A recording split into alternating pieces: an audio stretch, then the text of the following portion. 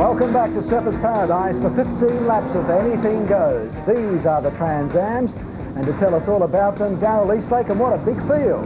It's a big field, Ken, and 15 laps around here will be pretty testy for a lot of these cars. Enormous horsepower, of course, but this is a circuit where the horsepower could get you in a lot of trouble if you use it the wrong way because of the chicanes and the walls. And Alan Jones, I mean, to do 15 laps in one of these cars under these conditions, you'd want to be spot on. Yeah, well, of course, the brakes and the aerodynamics and what have you are considerably more suited to this circuit than what the Oscars and the NASCARs are, but nevertheless, it is a bit of a distance for them. We certainly have got a large diversification of cars out there. You know, we've got front engine space frames and rear engine Porsches, and it's a turbocharged Sierra there of Kevin Waldock, so we've got a great mixture of cars, Brocky. Certainly have, Jonesy, and I think we've got a great diversity too of driving skills. Looking at the practice times up front there, Brian Smith in the Alpha, you know, extremely fast car. This is Johnny Pollard in that car number 7. John Pollard, you got your ears on? Yeah, I can hear you. John, tell us a little about this car you're driving. How many horsepower has it got? About 650, 700. Built by John Shepherd. Taken about 18 months to build. Looks very much like a Kramer Porsche on the outside. Having trouble hearing you, Pete. Okay, mate. We'll get back to you later on. Okay.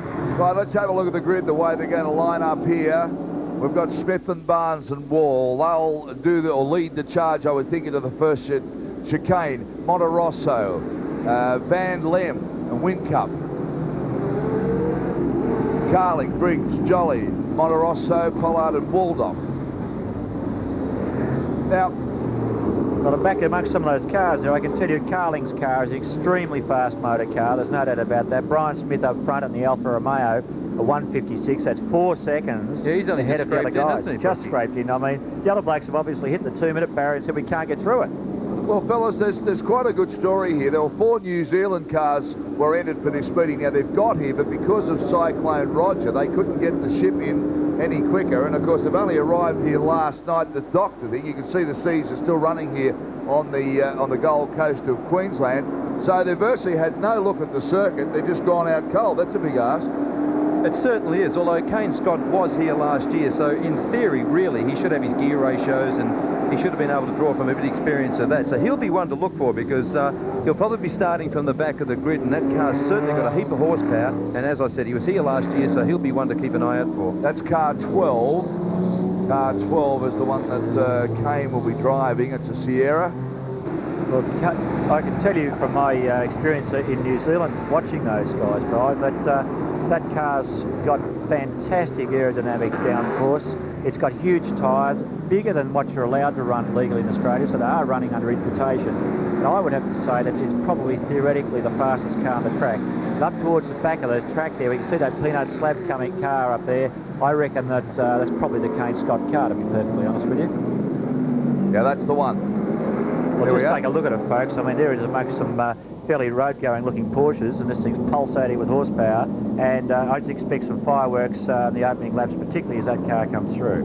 Yeah, it'll be interesting to watch that car, the black car with the peanut slab advertising on it. Right, the Tranzam race over 15 laps, 4.495 kilometres around. The race distance, 67.425 kilometres. As we said, a long way to go around a circuit like that. The pace car has left us, so we're ready to race. The revs are building up now. They'll cross the line in just a few seconds. There we go, green flag. Watch for the first chicane. Ah, feel the thunder. The power of the very, very powerful cars stream away underneath the commentary box down into the first chicane. But it's Smith and the Alfetta doing a really good job at the moment. Jeff Barnes tucked in right behind him. They look like they'll all come through okay. Yeah, well, they're all bunching up, and of course you do get the concertina effect at the first chicane.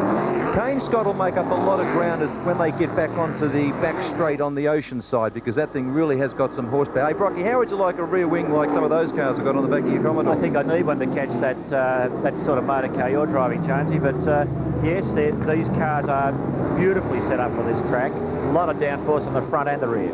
Pete, how hard are they to drive? Actually, I thoroughly enjoyed them. I drove these things, in fact, against my fellow commentator Alan Jones for some time. In fact, I believe the old car is out there. It's the ex-Bob Jane Monza in now the Supra body in it, in 3rd spot there as I see it. and Jonesy had a Porsche, and we really had some great battles. In the end, you could get them up, you could pick them up by the scruff of the neck and really throw them around. Yes, because unlike a Group A touring car, they are specifically designed to do the job, and they've got the aerodynamics and they've got the brakes and they've got everything, you know, to help them get the job done, and they're quite rewarding to drive. They're good to drive. Well, a good battle out in front. Brian Smith in the red Alfetta from Jeff Barnes in the Chevy Monza. Desi Wall in the Toyota Supra. That's the silver car with the burgundy trim. You can see there the stream, or the field stream through here. Look at the attitudes of some of these cars. Oh. But Smith at the moment in the Alfetta really doing a good job. Jeff Barnes had a good look at him down the back straight. Maybe he feels he's got the horsepower to attack him on the Gold Coast Highway. They're working their way towards there now. Actually, it's very interesting that a lot of these drivers have been very fast on some of the more open circuits, but at this track, with the limited sort of practice you can get on the track, and also the daunting nature of those walls and the chicanes, there's a terrific difference in lap time, say, between Smith and back here to Carling, who's usually knocking on the door of the open circuits. Jonesy, look at that speed shot. I mean, they're really giving the pound in there, and the whole stand here is shaking as they go under. What sort of miles an hour are we talking about? Well, I would say down the start-finish line, they'd have to be approaching somewhere close to 145, 50 mile an hour. I mean, they've got plenty of horsepower. There's some big V8s there. Actually, Smith is not getting his way as quickly as I thought, because he was on pole by 4 seconds. And terrific effort. He's made the effort. He's come all the way over from Perth, so he's made a long journey to get here. But having said that, well, he's definitely got a little bit of, he's got the legs down the straight. Oh, look at Barnes really under brakes. The car starting to step around. Well, it's also fair to say that 15 laps is a big ask for these cars. I mean, it's a 67-kilometre race, and that's probably as long as they race, longer distance as they race all year. So maybe Smith's a little bit conservative. Yeah, I think that's more than fair to say, Peter. He's probably looking after it. Oh, dear, I tell you what, whoa! He's going to all round the outside, a big lose there from Smith. Had to happen, went wide. Oh, boy. Well, that was a bit silly, because he was darting all over the place under brakes anyway. I mean, you know, 4 corners ago it was going to happen. It was just a matter of where. I think I said Smith. Of course, it was Barnes. Smith is out in front of the Alfetta, but it was Jeff Barnes. But it was a pretty wild line to take, Rocky. Well, I mean, the guy had the bit between the teeth. He thought this is a big chance. I'll hang on to him. I won't let go. There's the peanut slab car of Scotty's. Whoops, this replay's all locked up. He's done the right thing once he's lost it. And right now, put it into first gear and drive off. I think we probably could just about rejoin the race, to be honest with you. Well, it could be interesting. Long way to go yet. Plenty of horsepower. And out in front is Brian Smith. We'll take a break. Back shortly.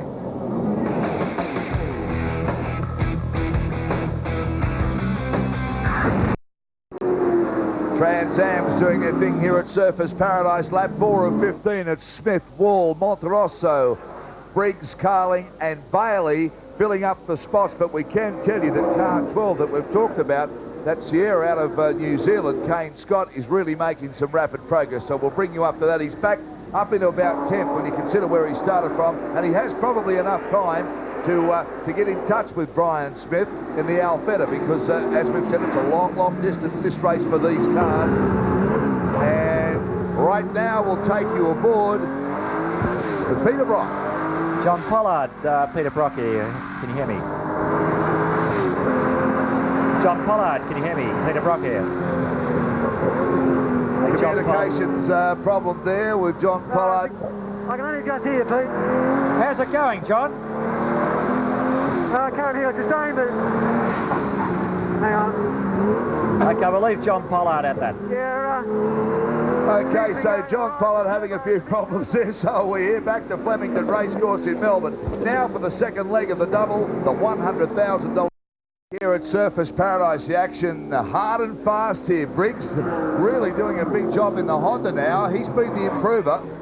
Yes, he's certainly putting a lot of pressure on Des Wall, and over 15 laps there, they are going to need all the braking capacity these cars can get. He's dropped back a little bit now, but now they're coming up to lap slower cars, so that'll make things even more interesting for them. Now, the news is that Kiwi car 12 we told you about is up to 6th spot. We'll bring you a shot of that as soon as we can. He really has put in quite a drive here, considering it had to arrive because of the delay shipping the car over through the cyclone. He's got it onto the circuit and worked himself up about 13 or 14 places. I see a yellow flag being waved there. I can't see what for. All I know is that when you're caught up with slower traffic, the last thing in the world you want when you're coming through the back markers is one of those yellow flags. but it didn't slow down the guys. There's Carling coming through there. Very fast motor car, that Nissan 300 ZX. And well, there we have Kane Scott's car coming down the main straight now. So Kane Scott closing rapidly on the guys in front, and he's certainly going to make a race of this, folks. Yeah, well, he's got plenty of time. It's only 8 or 9 of 15, so the way he's going is going to shape up to a, hopefully, good last lap dice. Well, he's very close behind Carling now, and he's closing rapidly. I think probably look at passing him down the main straight, down the straight on the Ocean Straight this lap. Peter, it looks the business, this car, doesn't it? Yes, American built for the American Tranzam series. Virtually a mid-engine car, a space frame car, turbocharged engine. Began life as a Merkur, and there we are into the back straight now, and he's really be looking at getting by this car very neatly, this little BMW, and then lining up down the back straight. So they make their way up the beachfront of Surfers Paradise. We'll be back shortly.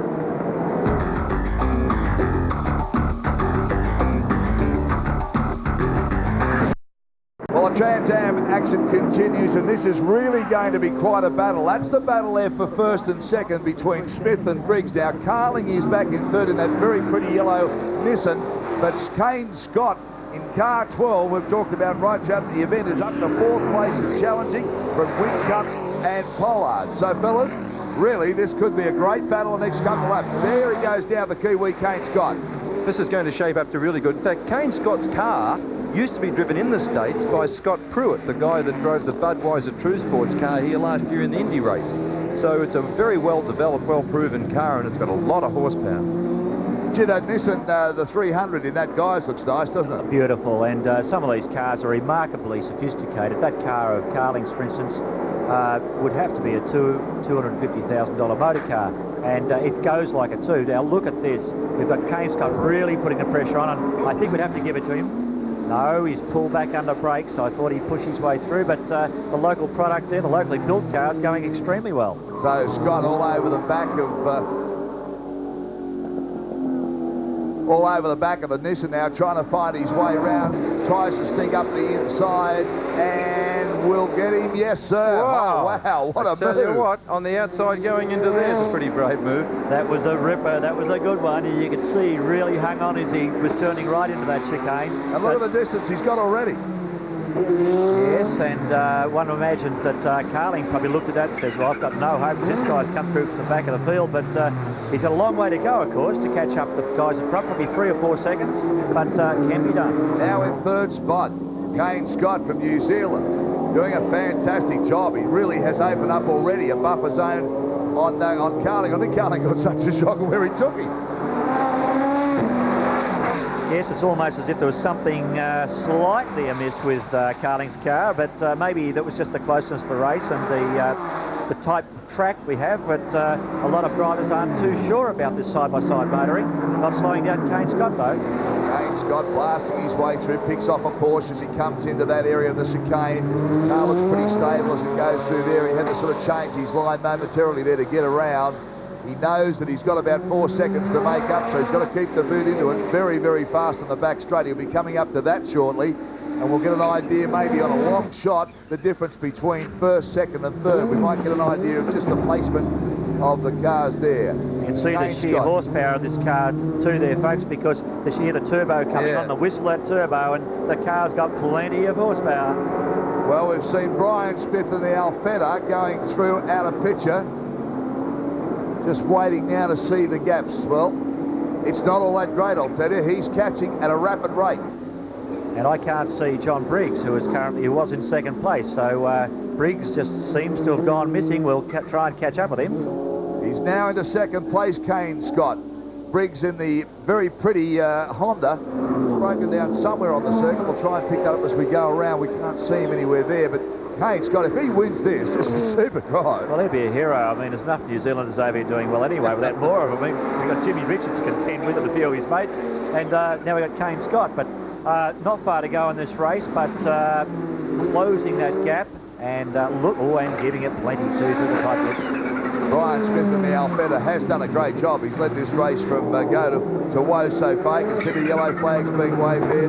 This car making some wonderful noises. Yeah, you can really hear that turbo whistling as he gets off and on the accelerator. Great sound, that. This car's probably got very similar horsepower to the Indy cars that are out there racing. Probably in the order of 750 brake horsepower. Very powerful engine. Difference in weight? Well, this car is aerodynamically probably a little more efficient in terms of top speed, but its weight, I think they're about 900 kilograms, and that would mean its power-to-weight ratio is as good as, if not better than anything out there. You can see the Porsche there getting up and hooked up under brakes. There's first place, and just didn't quite see which car that was, but that's first place there. That's Brian Smith in the Alfetta. He would probably have a fair idea that Kane Scott is closing at a rapid rate of knots. So there's the Honda. That's the reason why Briggs wasn't around. He'd gone off on one of the areas there. It almost looks like a braking error or a braking sort of problem from Briggs, but he's back in the race and trying to salvage something, I guess. So Briggs gets the Honda on the way. Back shortly. Rev it up, little boy.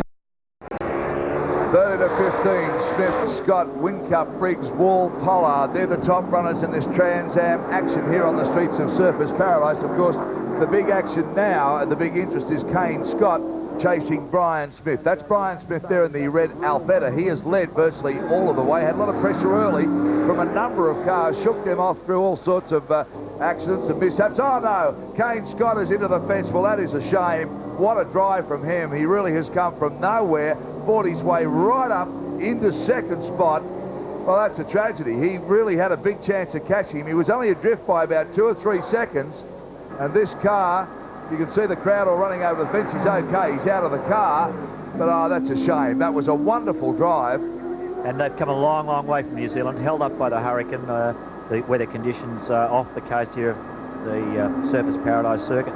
Started from the back of the grid and has done a wonderful job to come through. That turbo engine under there is smouldering. That's heat soaked and probably looks worse than what it is, but those flag marshals love the old fire extinguisher. Well, if it wasn't damaged before, it is now. Okay, well, they're ready to race again on the turf. Down in Sydney Wales, we see a Porsche doing some funny angles here. The Rose Hill Races again. This is the 300,000 Winfield Classic for fillies and men. Smith now back here at Surfers Paradise, just winding down in this Trans Am race for Kane Scott. Obviously an engine problem with that car. What a shame. Brian Smith from John Briggs and Graham Whincup. Well, he's benefited, of course, with all of the retirements that's happened. As we said at the start of this race, Peter, it is a long way for these very powerful cars, these thoroughbred cars, to get around on a circuit like this. Well, it's a long circuit, it's a difficult circuit, it's a 70-kilometre race. It's a big ask. It's probably the biggest distance race they go all year. And, you know, it'd be exceeding the capacity of the drivers and their cars, I'd say. Daryl, it's probably a toss-up who's travelled the longest distance to get here and do this race, Smith or Kane. One's from Perth and one's from New Zealand. Yeah, good point, actually. Well, it's a sad sight for Kane, a long way. Of course, had to fight his way to get the car. He only arrived last night. No time to look at the circuit, no practice time whatsoever. And here's the checkered flag being waved now for Brian Smith and the Alfetta. But congratulations to him. Fine drive. He led all the way. Should be very excited about that. Would have been interesting to see if Kane Scott could catch him. John Briggs now coming around in the very pretty Honda. He'll take second place, still giving it plenty too. And Briggs, of course, had that moment. We saw him down on Escape Road earlier, and he's recovered to pick up second spot again. Although, of course, with the assistance of some other cars have broken down. This is the ex-Greg Crick car, a very pretty little car, and powered not by a Honda engine, but by a massive, big Chevy 350. And, of course, in third place is this man, Whincup in a Chevy Monza. Now, that's a very similar car, if not the car you drove, isn't it? Well, I would say that he lost third spot. That's my opinion. I think he lost third spot. He's run out of fuel or something down the straight, and it looks like the Supra, the Toyota Supra, got through to win, to at least pick up third spot. Des Wall and the Toyota might have just stuck through there. We'll have that confirmed for you. Here's Johnny Pollard's car. What a beautiful looking car that one is. I mean, it's absolutely magnificent looking body style, and we believe it's the Kramer K3 body style, but 700 horsepower. Boy, oh boy, Judge, that must bring back memories to you. Yeah, Actually, they're a fun thing to drive because they've got no weight over the front wheels at all, and when you get on the accelerator, they physically lift the front up a little bit, and you momentarily lose a bit of your steering.